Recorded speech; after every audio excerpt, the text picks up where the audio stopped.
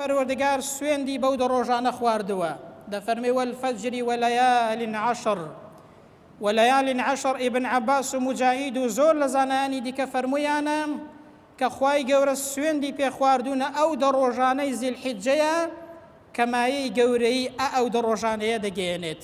ئینسان بتوانێت هەر کارێکی چاک، هەر عیبادەتێک، هەر بەخشینێک، هەر زیکر و یادێکی خوای پەروەردگاری تێدا بکات جێگەی خۆیەتی، چونکە خوای گەورە دەرگای ڕەحمەتی خۆی لەو دە ڕۆژانەدا دەکاتەوە.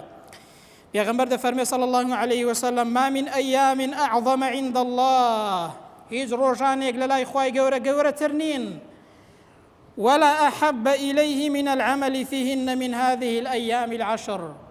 دەفەرمێ هیچ ڕۆژێکیش وەکو ئەو دە ڕۆژانە کردەوەی چاک لە لای خودای پەروەردگار خۆشەویست نییە. جا پێغەمبەر دەفەرمێ فأكثروا فيهن، کەواتە زۆر ئەو شتەیە تێدا بکەن، من التهليل والتكبير والتحميد، زۆر لا إله إلا الله تێدا بکەن، زۆر الله ئەکبەری تێدا بکەن، زۆر الحەمد لله و زیکر و یادی خوای گەورەی تێدا بکەن، چونکە پێغەمبەر دەفەرمێ گەورەترین ڕۆژن ئەو دە ڕۆژانەیە.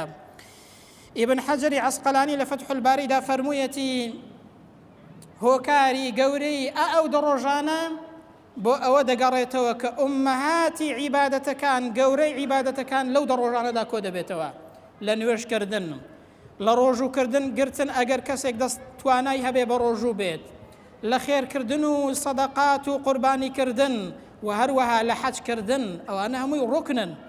ئەلەو دە ڕۆژانەدا کۆبوونەتەوە دەفەرمێ بۆیە ئەو دە ڕۆژە فەزڵ و گەورەییان ئەوەندە گەورەیە چونکە عیبادەتە گەورەکانی تێدا کۆبووتەوە.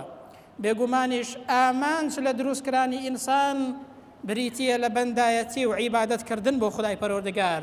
بۆیە ئەو دە ڕۆژانە وا گەورن چونکە عیبادەتە گەورەکانی تێدا کۆبووتەوە برام.